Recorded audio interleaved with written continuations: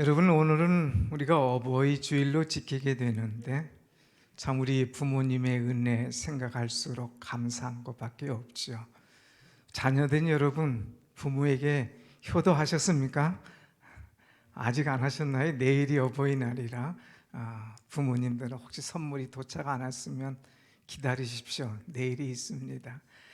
참 자녀들이 효도하고 부모님들 귀하게 여기실 거예요. 여러분, 우리는 정말 부모님에게 이 효도하는 자녀들 되어야 되죠. 부모님은 하나님의 대리자라고 그랬습니다. 우리 부모님들에게 우리가 효도하는 사람이 되어야 되는데, 늘 이제 어버이 주이면 우리가 어떻게 효도할까 하는 그런 쪽의 말씀을 드리다가 오늘 조금 다른 부분의 말씀을 드리면서 이런 것도 부모의 마음을 아는 효도다 하는 것으로 덮어주는 자의 축복에 관한 말씀을 드리도록 하겠습니다. 오늘 본문의 말씀은 이제 노아에 관한 말씀이죠. 여러분, 노아는 참 인정받은 사람이었습니다. 얼마나 그를 인정해 줬느냐 하면 창세기 6장 9절에 노아는 의인이요 당대의 완전한 자요 하나님과 동행하는 자더라, 이렇게 표현을 했습니다. 아무에게나 의인이라고 하지 않습니다. 그런데 얼마나 깨끗하고 하나님과 관계가 좋았으면 의인이라고 그랬을까요? 또 당대의 완전한 자라, 흠 없는 자라고 표현하죠. 또 늘 하나님과 동행하면서 하나님의 이 생각, 하나님과 대화하면서 그 말씀대로 순종하는 그런 삶을 살았던 것을 보게 됩니다. 정말 노아는 장점이 많은 사람이에요. 그래서 이 땅에 사는 동안에 이 하나님을 참 좋아했습니다. 그 당시의 사람들은 이제 하나님 앞에 거역하고 이제 자기들이 좋아하는 대로 살다가 이제 하나님 앞에 이 마음, 하나님의 마음을 아프게 한 그런 사람입니다. 하나님께서 인간을 지으신 것을 한탄할 때에 노아만큼은 하나님께서 인정해 주는 그런 사람이었다고 하는 것이죠. 이 노아는 또한 이 고독을 잘 이겨내는 그런 장점을 가진 사람입니다. 하나님께서 노아에게 이 땅에 홍수로 심판을 내릴 거니까 방주를 지어라고 말씀하시죠. 그래서 산 꼭대기에 올라가서 방주를 짓습니다. 사람들이 비아냥거립니다. 아니, 이렇게 참 좋은 세상에 또 이렇게 햇빛이 많은데 웬 방주냐, 그것도 산 꼭대기냐, 비웃으면서 노아를 이제 우습게 합니다. 심지어는 노아를 왕따시키죠. 그럼에도 불구하고 노아는 이제 고독해하지 않고 하나님과 늘 동행하면서 하나님 말씀대로 살아가는 것을 보게 됩니다. 그래서 이제 창세기 6장 8절 보면 노아는 하나님의 은혜를 입었더라 그랬습니다. 노아는 그의 삶이 하나님의 은혜를 입어서 정말 세상에 물들지 않고 하나님과 동행하면서 당대의 완전한 자로서 의인이라 칭함받으면서 살아가는 그런 모습을 우리는 볼 수가 있죠. 그런데 이런 노아가 이제 실수를 하게 됩니다. 생각지도 않은 실수가 뭐냐? 홍수가 다 끝나고 이제 농사를 짓게 됩니다. 농사를 지을 때에 그 중에 포도나무를 심었어요. 그 포도나무 이 열매만 먹는 게 아니지 않습니까? 즙을 또 하기도 하고 또 포도주를 만들어서 먹기도 하는데 이 포도주가 아주 맛이 특별났어요. 그래서 이것을 한 잔, 두 잔 마시다가 그냥 취해버렸습니다. 그래서 취한 것으로 끝난 것이 아니라 그 다음에는 이 포도주가 취해서 옷을 다 벗고 자게 되는 그런 모습을 볼 수가 있죠. 이 술에 취하면 사람들의 반응이 각각 다릅니다. 어떤 사람은 술에 취하면 조용히 들어가서 그냥 자는 그런 분이 계셔요. 또 어떤 분은 술에 취하면 아주 입 딱 다물고 계시던 분이 막 노래를 하는 분은 계셔요. 어떤 분은 술에 취하면 막 춤을 추는 그런 분도 계셔요. 또 어떤 분은 술에 취하면 이제까지는 딱 주먹 쥐고 있다가 이제는 포켓에 손 넣어가지고 막 돈을 이제 서비스로 막 뿌리는 그런 사람들도 많이 보게 됩니다. 근데 노아는 좀 특이한 점이 있었어요. 술에 취했을 때에 옷을 벗은 거예요. 옷을 벗은 거예요. 그래서 옷을 다 홀라당 다 벗고 이제 잠을 자고 있습니다. 그것을 본 자녀들의 모습이 각각 달랐습니다.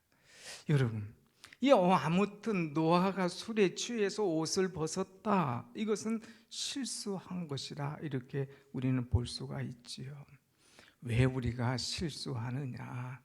사람이 살면서 영적 긴장이 해이해지면 실수한다고 하는 것입니다. 딱 어떤 문제가 있을 때에 내가 이것을 위해서 살고 또 그것을 위해서 추구해 나갈 때는 긴장을 딱 하는 거예요.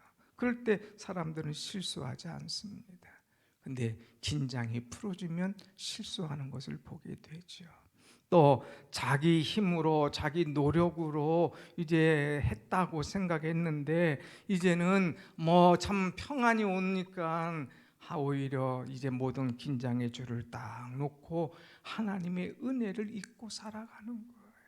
아까 전적으로 하나님의 은혜를 입었더라 그랬는데 홍수, 그래서 자기 가정이 구원받은 것도 엄청난 하나님의 은혜가 아닙니까?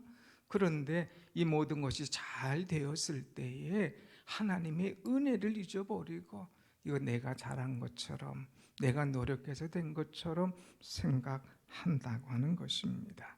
사랑하는 여러분, 우리는 잘 나갈 때 조심해야 됩니다.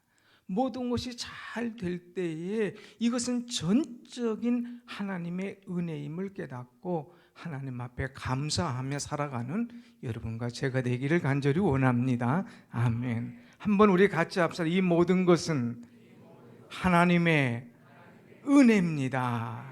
이 모든 것은 하나님의 은혜다 이거예요. 내가 잘 나갈 때도 하나님의 은혜예요. 내가 참 하나님께서 건강 주신 것도 하나님의 은혜예요.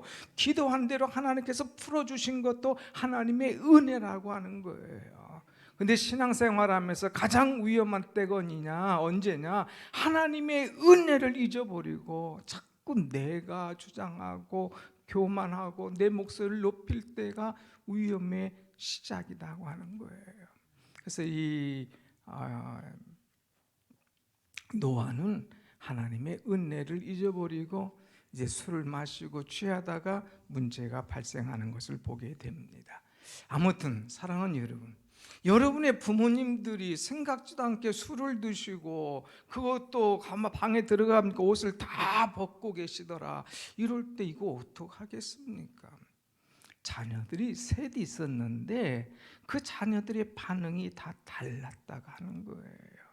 오늘 먼저 이 함이라고 하는 자녀가 있었는데 그 자녀는 아버지의 이 실수, 이 문제를 봤을 때에 그가 취한 행동이 무엇인가? 여러분 22절 말씀을 한번 같이 봅시다. 22절 시작. 가나안의 아버지 함이 그 아버지의 하체를 보고 밖으로 나가서 그의 두 형제에게 알리매. 여기서 아버지의 하체를 봤다는 것은 아버지의 벌거벗은 몸을 다 봤다고 하는 거예요. 또 여기 보았다고 하는 것은 그냥 이렇게 싹 지나가게 보는 것이 아니에요. 이 히브리어 원어를 이렇게 보면은 아주 샅샅이 본 거예요. 심지어는 흥미와 관심을 가지고 아주 세밀하게 봤다는 얘기죠. 그 다음에 본 걸로 끝난 것이 아니라 알림에 그랬는데 이 알렸다고 하는 것은 히브리어 원어를 또 해석해서 보니까 떠벌린다 이거예요. 동네방네 다 퍼뜨린다 이거예요. 그래서 막 사람들에게 고자질하는 이런 거예요. 뭔가 남의 비밀을 알았어, 뭔가 문제를 알았어. 그러면 혼자 가만히 새기지 않고 이것을 막 퍼뜨리면서 다니는 그런 모습이 있지요. 그래서 이 함은 아버지의 치부를 보고 이제 형들에게 알리고 세상에 소문을 내는 그런 모습입니다. 이 아버지의 허물을 알리는 정말 불효한 그런 자녀인 것을 우리는 볼 수가 있지요. 사랑하는 여러분, 부모는 자식의 허물을 잘 알지 않습니까? 그래도 그 자식의 허물을 이야기하는 부모는 없어요. 다 내가 죄인, 내가 잘못해서 생각하면서 그 허물을 다 끌어안고 가시는 것이 바로 우리의 부모 아닙니까? 그런데 자식은 부모의 허물을 하나 알았다고, 생각지도 않은 비밀을 알았다고 그것을 다 흩어 이야기하는 어리석은 자라고 하는 것이죠. 우리는 우리의 부모를 생각해야 됩니다. 생각지도 않은 이 허물을 발견했을 때에 우리도, 부모님도 나 연세 드시면 실수할 수밖에 없다고 하는 걸 아시고 그 허물을 우리가 다 받아들이고 덮어줄 수 있는 사람이 되어야 됩니다. 정말 아까 소개한 대로 노아는 의인이요, 완전한 자요, 하나님과 동행하는 자였음에도 불구하고 이런 허물이 발견됐거든. 하물며 우리는 어떻겠습니까? 일반인들은 그런 허물이 얼마나 많겠어요. 나이 들면 생각지도 않은 허물이 있다고 하는 것입니다. 우리의 어머니도 우리 아버지도 연세 드시니까 자꾸 여러분 그동안 보지 못했다는 허물이 생기지 않습니까? 넘어지셔가지고 꼼짝 못하는 부모 있잖아요. 왜 자꾸 넘어지시느냐고. 넘어지지 말고 꼭 붙잡고 계시든지 운동을 해서 힘을 키우든지 하지 왜 자꾸 넘어지시냐고 구박하지 마세요. 여러분 어렸을 때에 자꾸 넘어져도 부모님 우리 구박하지 않고 다 이렇게 세워주셨습니다.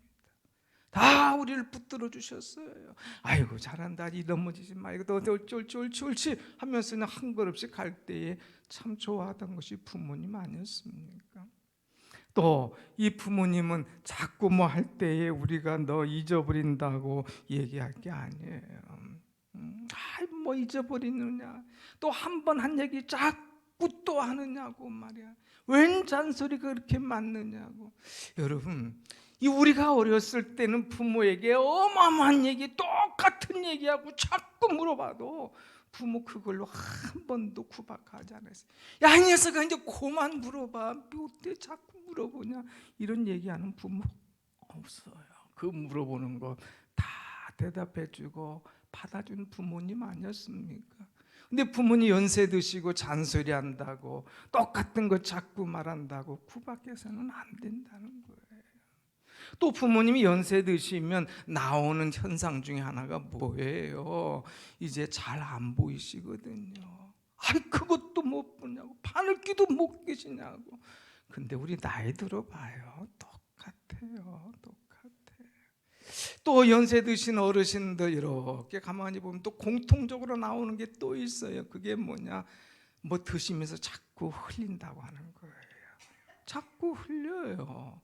제가 한 번은 이제 그 사은회를 갔는데 가르치던 교수님 아주 참 똑소리 나죠. 아주 뭐 점잖으시고 자기 관리 철저하시고 아주 학생들에게 존경과 또 엄함을 가지고 계신 분인데 그분도 별 수 없더라고요. 드시면서 넥타이가 보니까 지저분한 거예요. 자꾸 흘리는 거예요.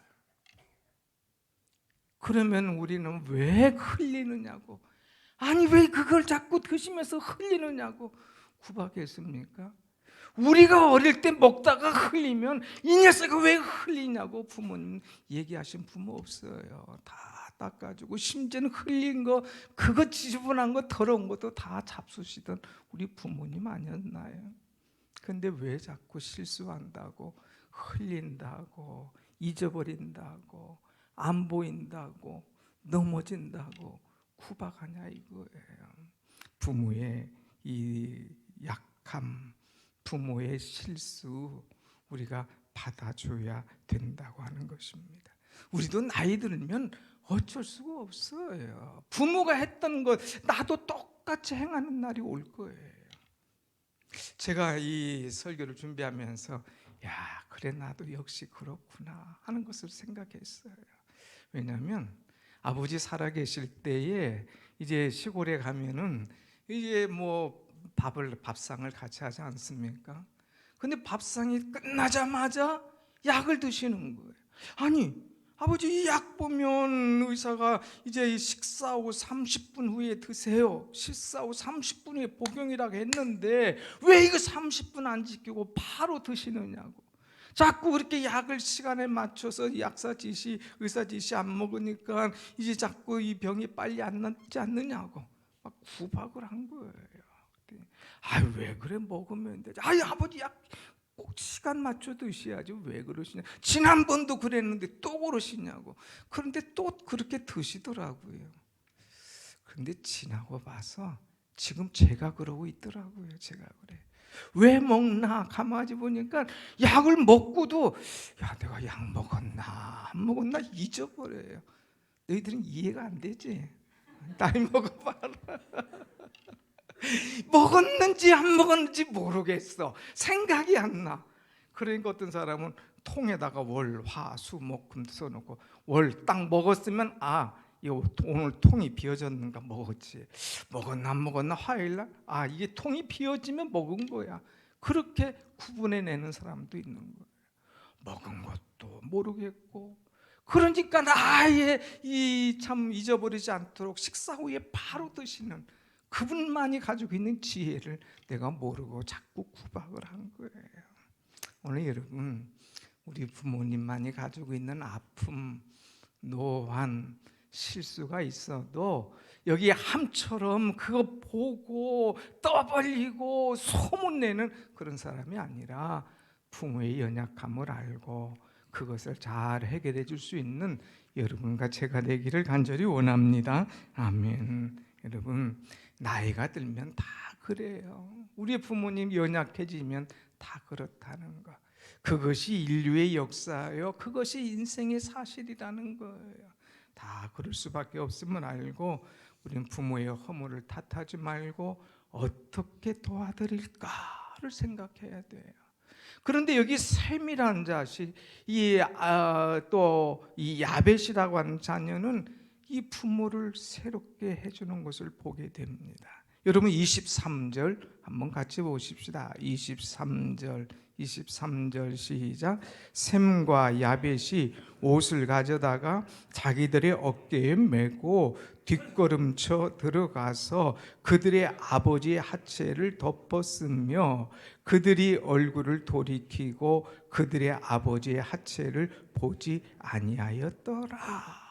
이 셈과 야벳은요 어떻게 했어요? 아버지의 옷을 가져다가 어깨에 딱 맸어요. 그리고 뒷걸음쳐 들어갔다고 그랬어요. 뒷걸음쳐 들어갑니다. 그리고 아버지 하체를 딱 덮어드립니다. 그리고 어떻게든지 보지 않으려고 노력하는 거예요. 자식 앞에 부모님은 자기 허물을 보이기를 원하는 부모님 없거든요. 아이고, 이거 알으면 우리 아버지 나중에 얼마나 부끄러워하시고 얼마나 자존심 상하시겠나. 그래서 아예 안 보려고 모른 채 하려고 뒷걸음쳐 가서 그것을 다 덮어드리고 오는 그런 조심스러운, 정말 부모님을 존경하는 그런 모습을 보게 되지요.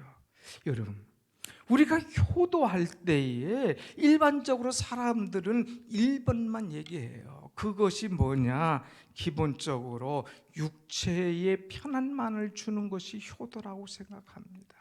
먹을 것, 또 쓸 용돈, 또 어디 가시겠다면 보내드리고 하면서 이제 먹는 것이나 옷이나 돈을 드리면서 육체적인 편안함을 드리는 것, 이것이 효도라고 생각합니다.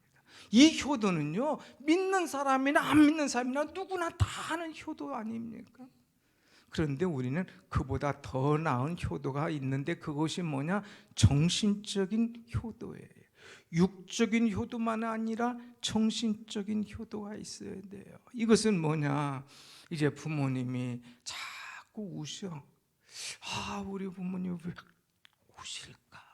우리 부모님이 자꾸 한숨을 쉬고 뭔가 막 근심스러운 모습이야. 도대체 왜 그러실까? 가서 그 얘기를 들어주고 또 물어보면서 그 문제를 해결해 주는 이 정신적인 그 아버지의 역할을 우리가 감당해야 되는 거예요. 이제 어르신 되면은 다 애들처럼 돼요. 약해져요. 조금만 있으면 눈물이 글썽글썽하고, 자식이 조금 뭐 그냥 이 문제가 있다 소리 들으면 그냥 한심 쓰는 것이 이 부모 아닙니까? 그러면 내가 가서 들어주고 문제를 해결해주고 도와주는 그런 자녀가 돼야 된다는 거예요. 더 나가서 이 더 높은 수준이 뭐냐? 부모님을 인격적으로 대해 주어야 된다는 거예요. 자꾸 아까 말한 대로 흘리시는 분이 있어요. 자꾸 잊어버리시는 분이 있어요. 자꾸 잔소리하는 분이 있어요. 아예 치매가 들어와서 구분 못하는 분이 있어요. 그럴 때에 우리가 농담이라도 막 그냥 억압 줄 것이 아니고 그분을 인격적으로 대해야 된다는 거예요. 우리의 부모님은 정말 우리를 얼마나 인격적으로 대해줬습니까? 근데 함은 그것을 보고 알려주고 시끄럽게 하는 자식인 거예요. 근데 셈과 야벳은 그 옷을 걸치고 뒷걸음쳐가고 덮어주고 하체를 보지 않으려고 하면서 아버지의 인격, 부모의 그 마음 부끄럽지 않게 하려고 얼마나 노력했는가 하는 것을 보게 되지요. 사랑하는 여러분, 베드로전서 4장 8절에 보면 사랑은 허다한 죄를 덮느니라 그랬어요.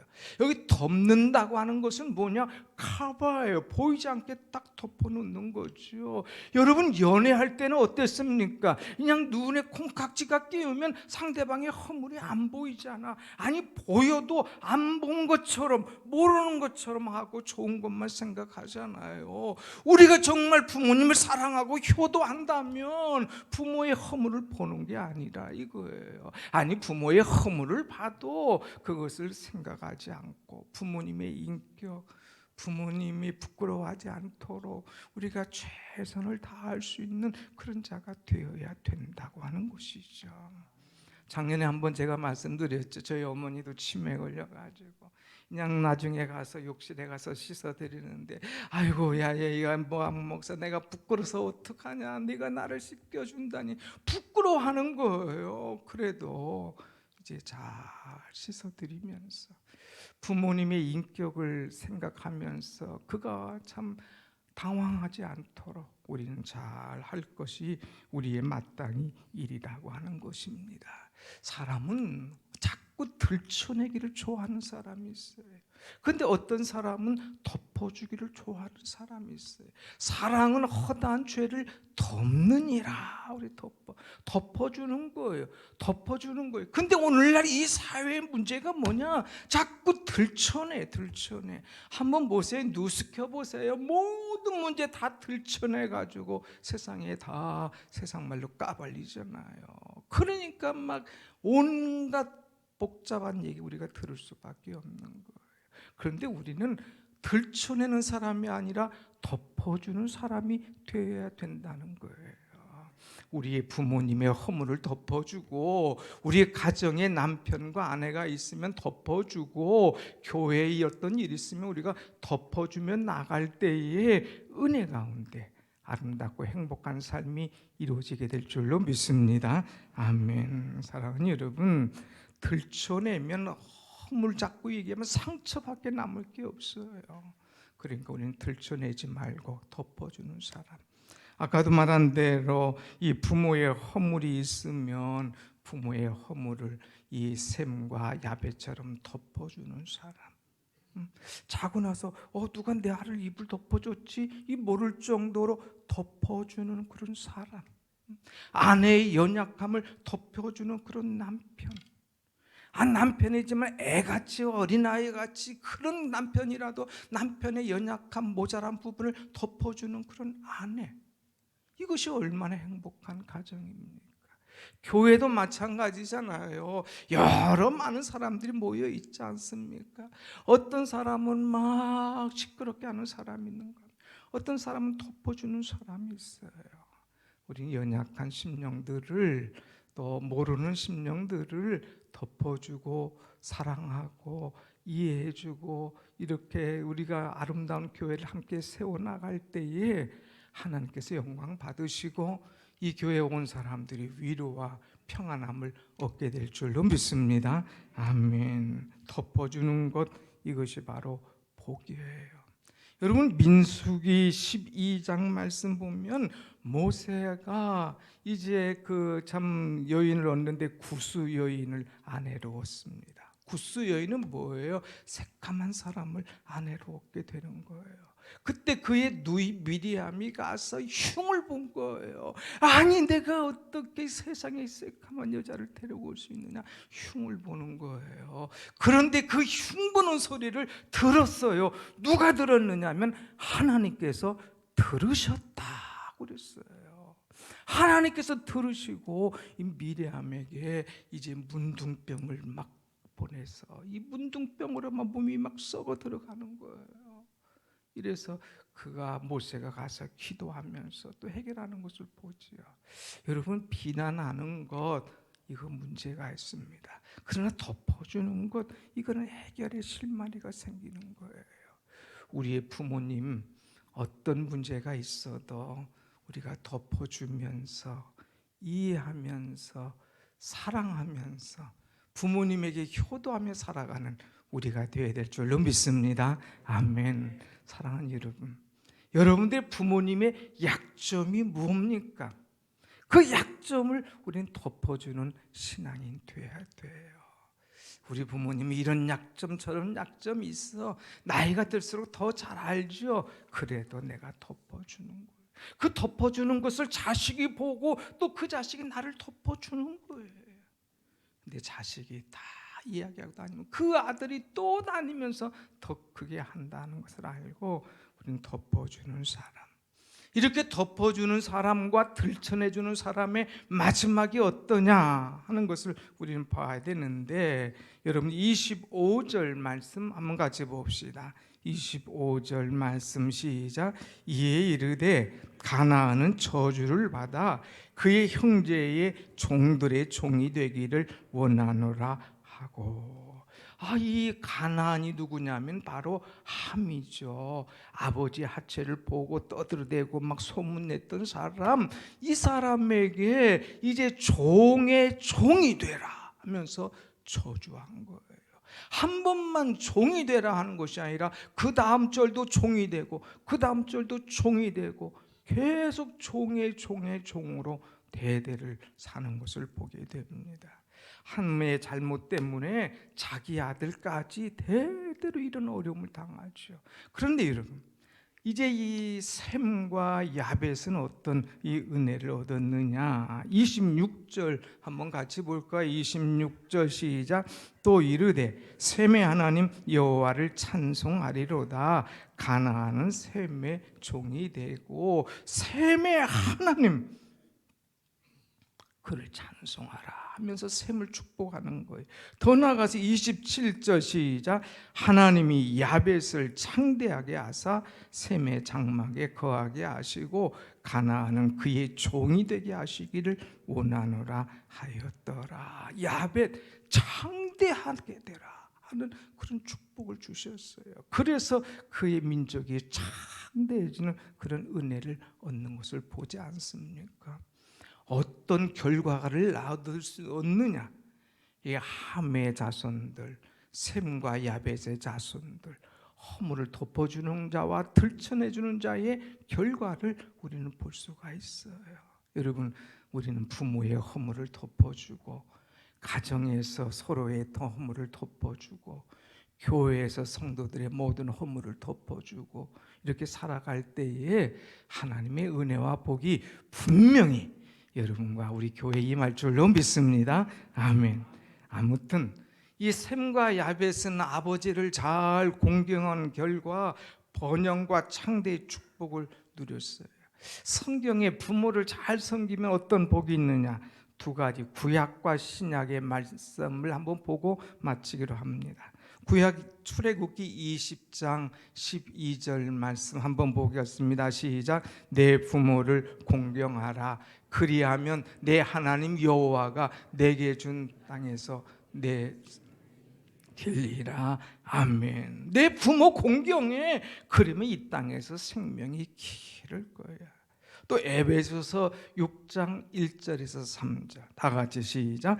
자녀들아 주 안에서 너희 부모에게 순종하라. 이것이 옳으니라. 내 아버지와 어머니를 공경하라. 이것은 약속 있는 첫 계명이니 이로써 내가 잘 되고 땅에서 장수하리라. 아멘. 세상에 공짜가 없어요. 그냥 잘 되고 장수하길 바라지 말고 부모에게 순종하고 공경하면서 효도할 때에 이 약속을 우리에게 보장하여 주고 있습니다. 오늘 이 약속 보장한 것들이 여러분의 것이 되기를 간절히 축원합니다. 아멘. 기도하겠습니다.